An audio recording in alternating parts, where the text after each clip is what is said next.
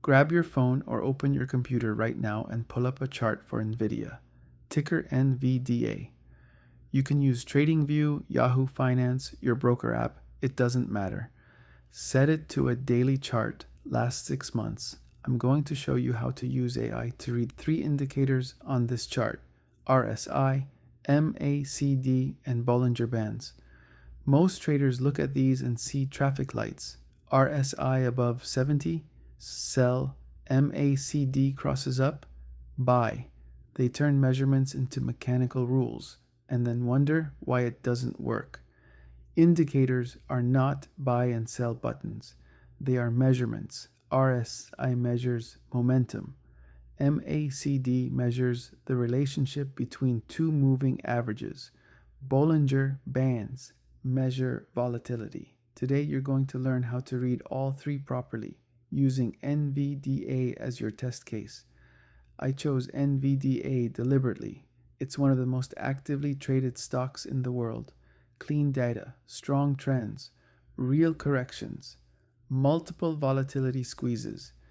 Every indicator pattern we're going to look for today has shown up in NVDA at some point. If you want to follow along on a stock you own or are watching, everything I'm about to show you works exactly the same way.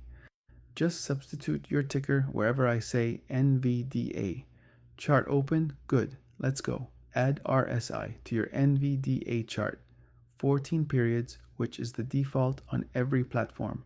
Take a screenshot, then open Chat GPT, Claude, or whatever AI you use. Upload the screenshot and paste this. Analyze the RSI for NVDA over the past 6 months. First, identify any RSI divergence, periods where price made a new high or low, but RSI did not confirm it, and explain what that signals. Second, tell me whether RSI is in trending mode, oscillating between 40 and 80, or ranging mode, oscillating between 20 and 60. Third, identify the most recent overbought or oversold reading, how long it lasted, and what happened to price afterwards. Run that. Here's what you're looking for while it works. NVDA has spent most of its recent history in trending RSI mode, oscillating between 40 and 80, rarely dipping below 40 even during pullbacks. That's what a strong uptrend looks like on RSI. If AI tells you RSI has been holding above 40, the uptrend is intact. When NVDA's RSI did break below 40, that was the market telling you something was wrong, not a random dip. The stronger signal is divergence. When NVDA made a new price high, but RSI made a lower high, momentum was weakening behind that move. AI will flag it and date it for you. And here's the most important thing. When NVDA's RSI hit 80 during strong momentum phases, it stayed above 70 for weeks. If you used RSI 70 as a sell trigger, you exited a massive move early. Trending mode changes everything. Context is the whole game. Now add MACD to your chart. Standard 12, 26, 9 settings. Take a new screenshot with both RSI and MACD visible. Paste this. Analyze the MACD for NVDA using 12, 26, 9 settings. First, describe the current MACD histogram. Is it expanding or contracting, and what does that indicate about momentum? Second, identify the most recent MACD crossover, bullish or bearish, how large was the histogram at the crossover, and what happened to price after. Third, identify any MACD divergence from price over the past 6 months. The key thing to watch is not the crossover line, it's the histogram. When NVDA made its biggest moves, the MACD histogram was expanding, bars getting taller, not just crossing zero. A crossover where the histogram was already shrinking is a weak signal. A crossover from deeply negative, where the histogram was already getting smaller, is a strong one. The bears were losing momentum before the line ever crossed. AI will date every crossover and show you the price action that followed. On a stock with years of data like NVDA, you start to see patterns, how reliable MACD has been on this specific stock versus the general theory. If AI spots divergence, NVDA making new highs, while MACD makes lower highs, pay attention. That's a condition, not a trade, but it tells you to be careful about adding to a long position. Switch to a clean chart view and add Bollinger Bands, 20 period, 2 standard deviations. Look at the bands. Are they tight and almost parallel, or wide and expanding? That visual difference matters before you even run the prompt. Paste this.